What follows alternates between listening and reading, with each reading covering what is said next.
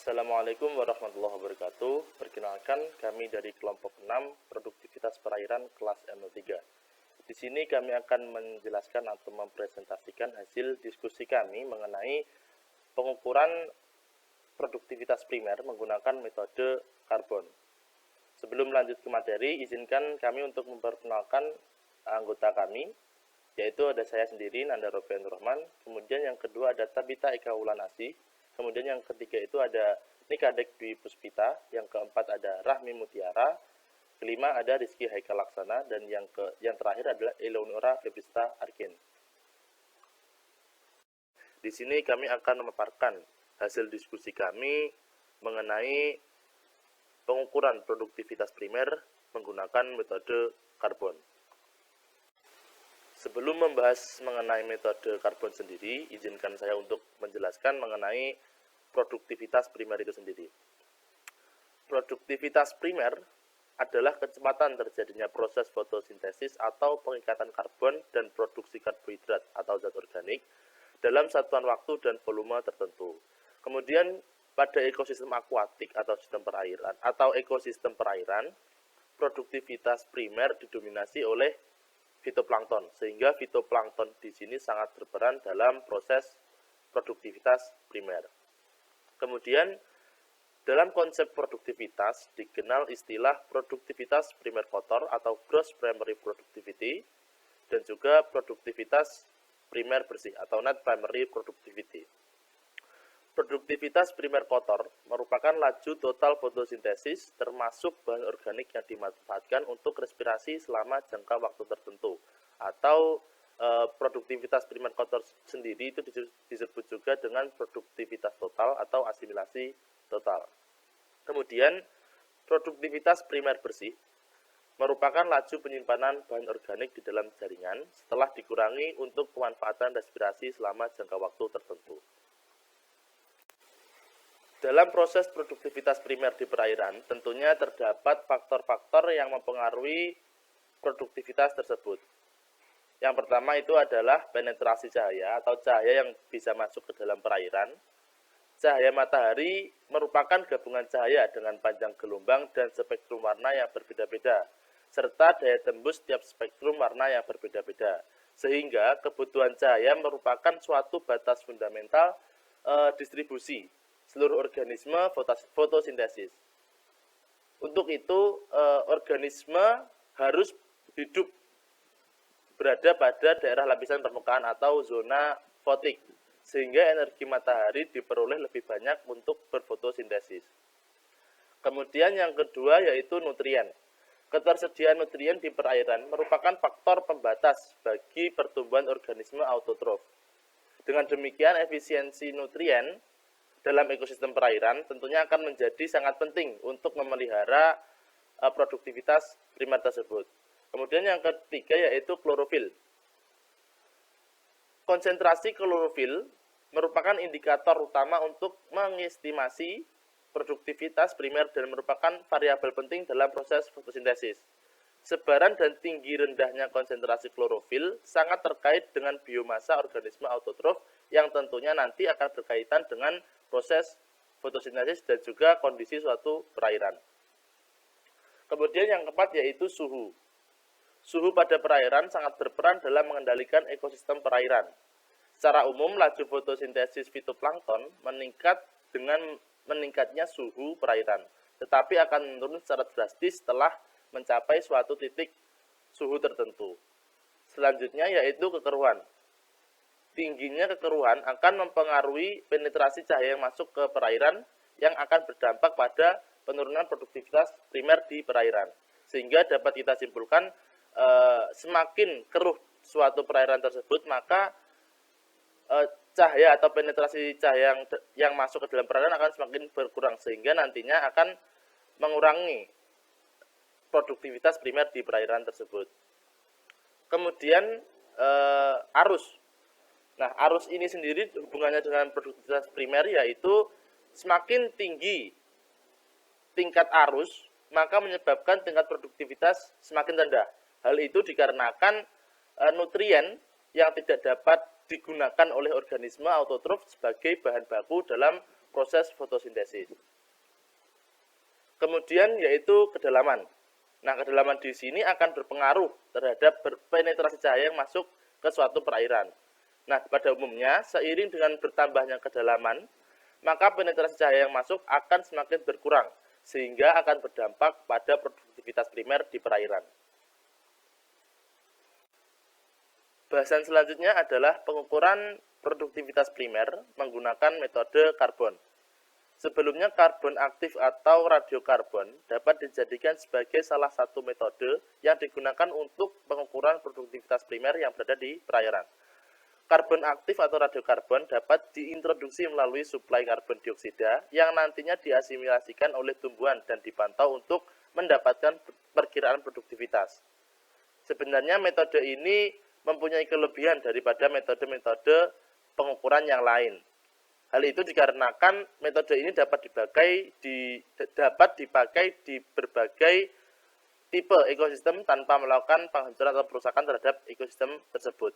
Akan tetapi dalam penggunaannya, metode ini mempunyai biaya yang relatif mahal.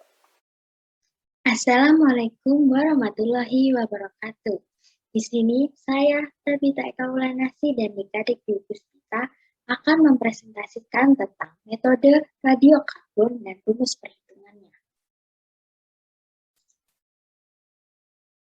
Pengukuran produktivitas primer fitoplankton dengan metode radiokarbon atau penyerapan karbon 14 dapat dilakukan dengan menggunakan scintillation counter dan planchet counting.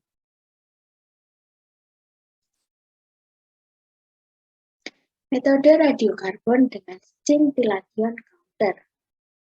Metode radiokarbon ini dapat digunakan untuk mengukur karbon radioaktif yang tersisa pada sel fitoplankton pada akhir periode inkubasi fotosintesis, sehingga hasilnya akan mendekati net production.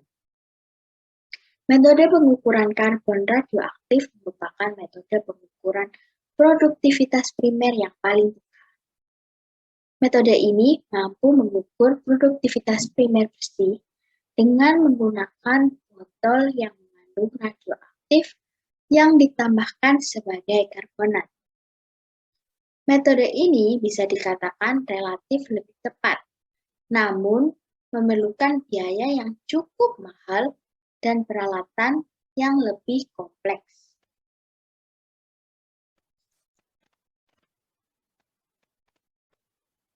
Pencacahan radioaktivitas fitoplankton pada pengukuran produktivitas primer fitoplankton dengan metode radiokarbon atau penyerapan karbon 14 dilakukan dengan menggunakan scintillation counter untuk menghitung nilai total karbon yang diserap. Selanjutnya yaitu rumus scintillation counter dengan rumus bagi berikut. Dan keterangannya yaitu A merupakan aktivitas sampel, B merupakan total aktivitas yang ditambahkan ke sampel, C merupakan total konsentrasi 12 CO2 dalam sampel air, D merupakan berat atom karbon, E merupakan suatu koreksi untuk diskriminasi 14C, K1 merupakan faktor subsampling, KZ merupakan faktor waktu, dan dPm merupakan satuan peluruhan unsur radioaktif 14 per menit. Selanjutnya yaitu nilai produksi setiap botol terang kemudian diplotkan ke dalam suatu kurva PI dengan rumus sebagai berikut dan kurva sebagai berikut. Dengan keterangan yaitu E merupakan kecahayaan inkubasi, A, B, C merupakan parameter yang diplotkan, PB max merupakan laju fotosintesis maksimum, alfa B, C, C merupakan nilai slope, EK merupakan parameter saturasi cahaya, dan PB max per alfa B dan EK diperoleh dari kurva PI. Adapun langkah-langkah pengukuran metode radiokarbon dengan planchet counting.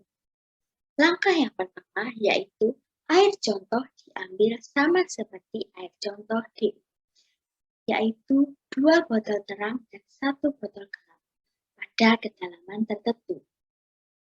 Langkah yang kedua, Tambahkan 1 mili larutan NH14CO3 atau C14 labeled karbonate ke salah satu botol terang dan botol gelap dengan volume 125 mili. Kemudian, kocok merata. Segera inkubasikan ke perairan di kedalaman semula. Langkah yang ketiga yaitu biarkan 2 jam antara pukul 10.00 sampai 14.00. NH14CO3 yang digunakan mengandung radioaktif 1-10 μC per mili atau biasanya 2 μC per mili.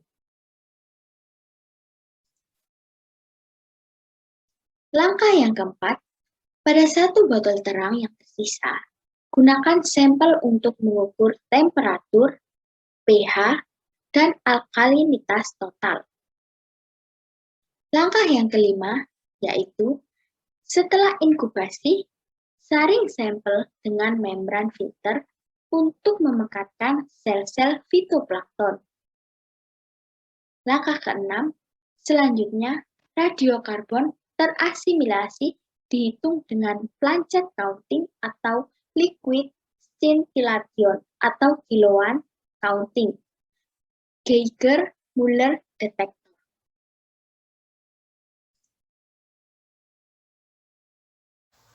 Setelah langkah-langkah yang telah disebutkan tadi, lalu dimasukkan ke dalam rumus plancet counting dengan rumus sebagai berikut. F merupakan faktor koreksi yang dimana F faktor koreksi tersebut adalah 1,06 karena uptake 14C lebih lambat dibandingkan 12C. Lalu ada 12C total yang ditentukan dari alkalinitas, pH, dan temperatur. Setelah beberapa waktu singkat, plankton atau tumbuhan air disaring dan diletakkan ke dalam alat penghitung. Melalui perhitungan yang baik dan pembentukan untuk pengambilan waktu gelap, di mana penyerapan 14C di dalam botol gelap. Banyaknya CO2 yang diikat dalam fotosintesis dapat ditentukan dari perhitungan radioaktif yang dibuat. Assalamualaikum warahmatullahi wabarakatuh. Perkenalkan, nama saya Rahmi Mutiara. Di sini saya akan melanjutkan presentasi dari teman saya.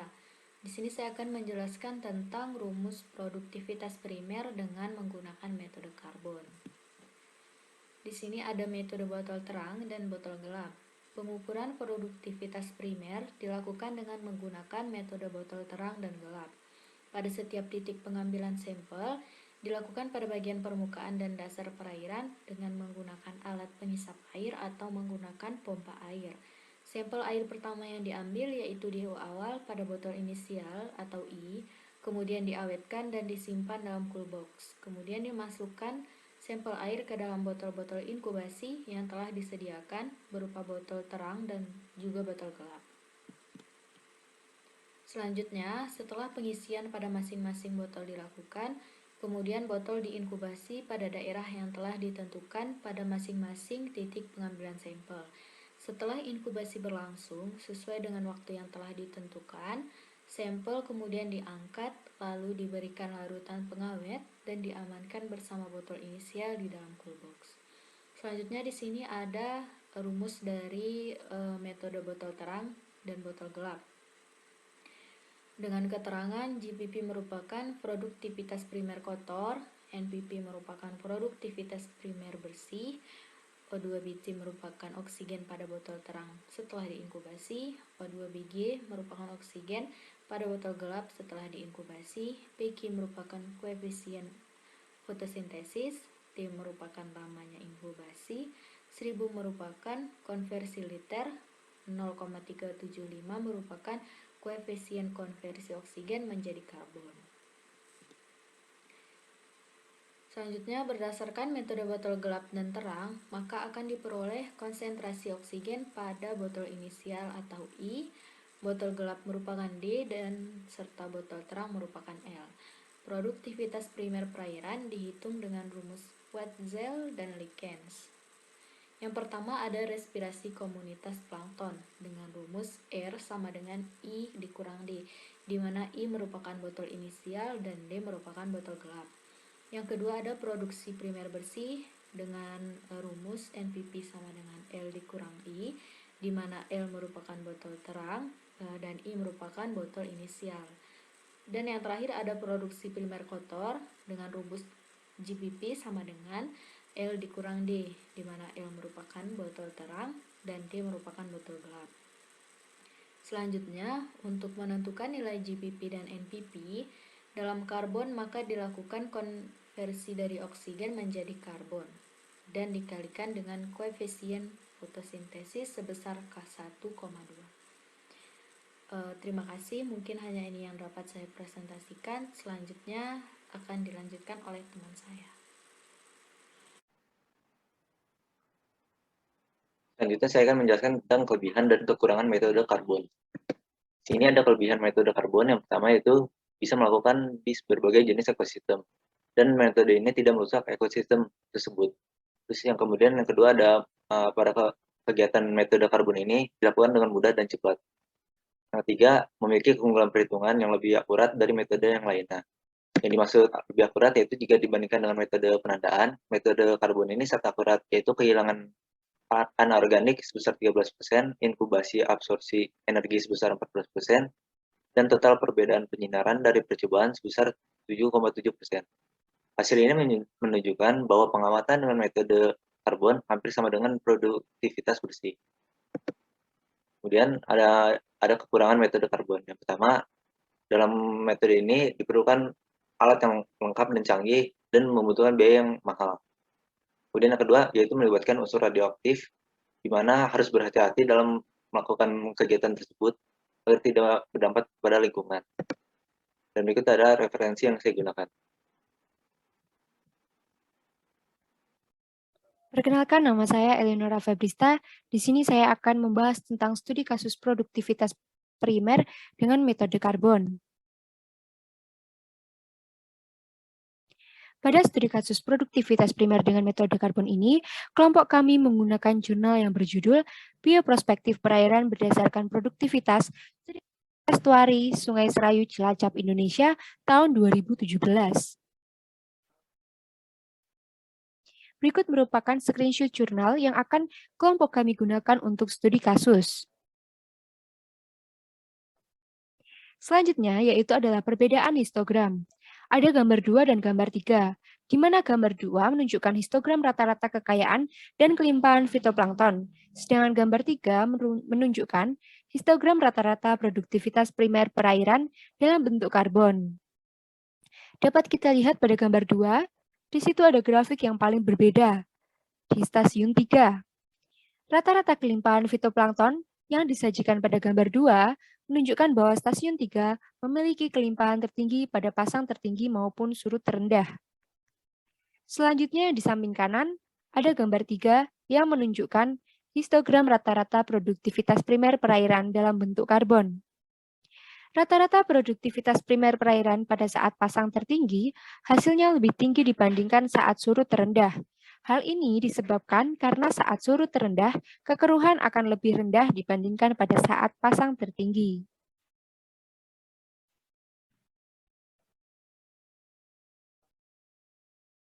Selanjutnya perbedaan metode.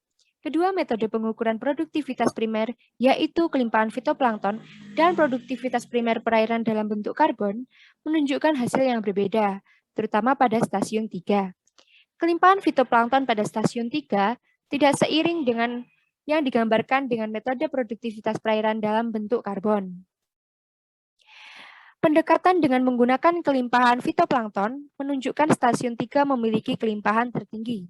Tetapi, pada produktivitas primer dengan metode karbon memiliki nilai yang rendah. Hal ini sesuai dengan pernyataan tahun 1988 yang menyatakan bahwa perubahan laju produktivitas primer perairan tidak hanya tergantung pada perubahan jumlah fitoplankton, tetapi juga oleh proses penurunan jumlah karbon yang dilakukan karena adanya pengikatan karbon atau fiksasi oleh plankton.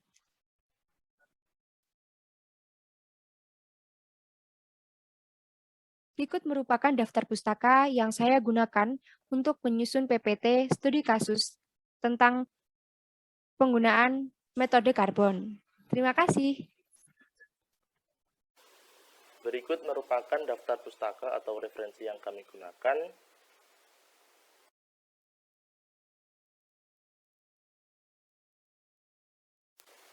Sekian presentasi dari kami. Apabila ada kurangnya kami mohon maaf yang sebesar-besarnya. Akhir kata, Assalamualaikum warahmatullahi wabarakatuh.